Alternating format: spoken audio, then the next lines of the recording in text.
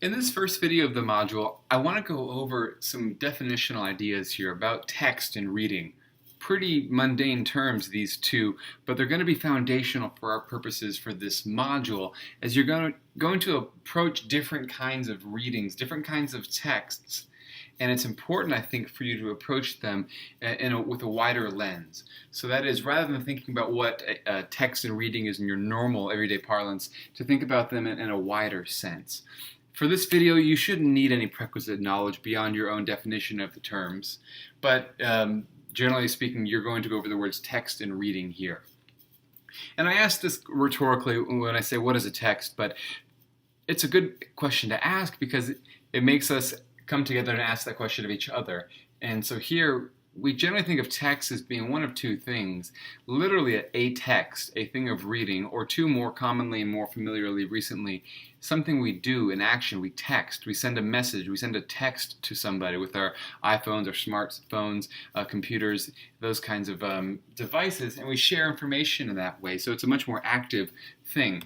Historically, however, the word text is a noun, and it dates back to at least the 14th century, almost 700 years. And I'll just draw your attention to the bolded aspects at the bottom here. After construct, fabricate, build. This idea of weaving together, to fabricate, to make. So at a certain level, a text is anything that is made or has parts. So in that way, your definition of the word text should immediately expand. This PowerPoint, for example, is a text. Maybe it's not a traditional text in the way you're thinking of, but it is a text. So other words that you might find cognate with text that might be helpful here: context, textile, subtle, technique, texture, tissue, tectonic, technical. All these 8 words come from the same root word text, meaning to weave or to put together.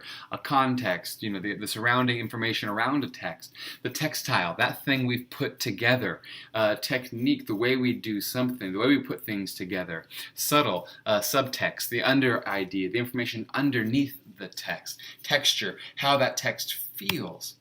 Example of text, and this is just a simple selection, but the Statue of Liberty, a table setting, your current facial expression upon hearing these things coming out of my mouth, an iPad, the iPad, your outfit right now, whatever it is, your room's organization, the Harry Potter series, the character of Harry Potter in the Harry Potter series, the album Beauty Behind the Madness, or this most recent weekend's, the Weeknd's VMA performance.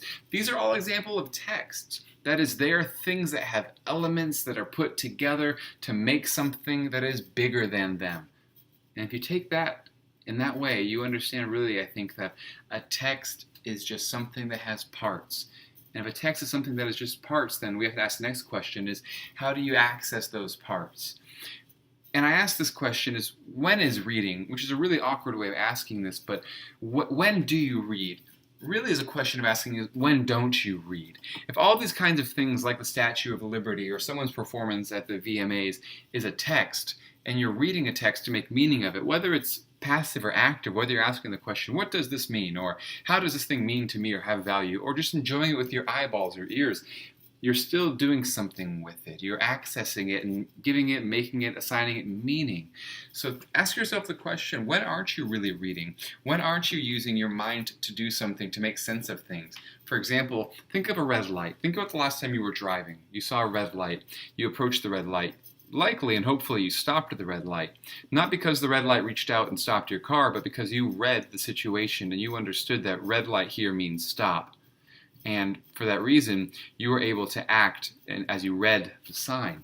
So reading is you're taking something in front of you, around you, that's nearby, that's accessible to you, made of things, and doing something as a result of it. It's some sort of stimulus in that way. So think about these simple questions. How do you read a book or a poem? How do you read your friend's face? How do you read a situation? How do you read the meaning of a song? How do you read a speaker's performance? How do you read a statue? How do you read, you can fill in the blank. These are all texts to a certain degree in some fashion that you're able to read, to access. Poems have meanings that you're able to find. You could read the words on the page and say, I don't understand the poem. Same as any of the chapters in our reader. But that doesn't mean you're not reading them. So There's reading to make sense of something. There's reading in a literal sense of putting the words through the machine that is your brain and saying, I understand this sentence, but I don't know what the sentence means.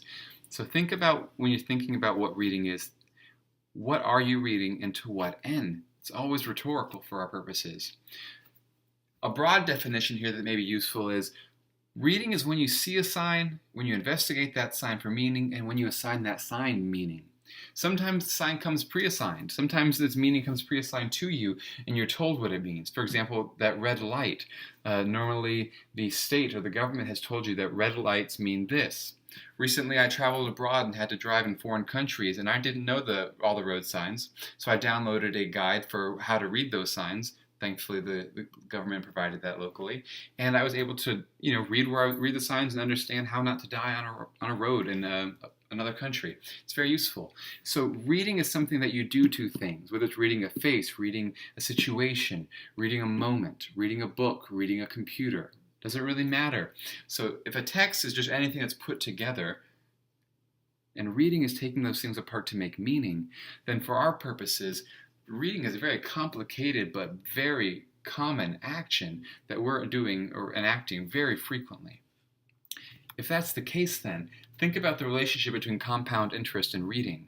One bad reading, one misreading might filter through. So imagine you misunderstand something. Imagine if a long time ago someone had told you that red light actually means go, and how that could have a negative impact on the future when you enact things when you're driving.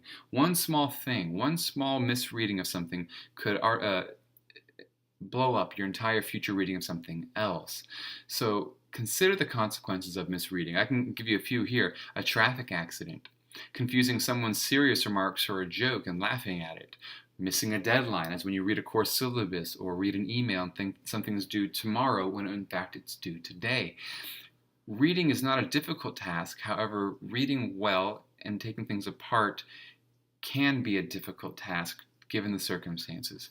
So with this video, I hope that you take away two things. One, that basically everything's a text. You can read anything. And the act of reading itself is one that calls on you to bring your previous reading experiences to read that text.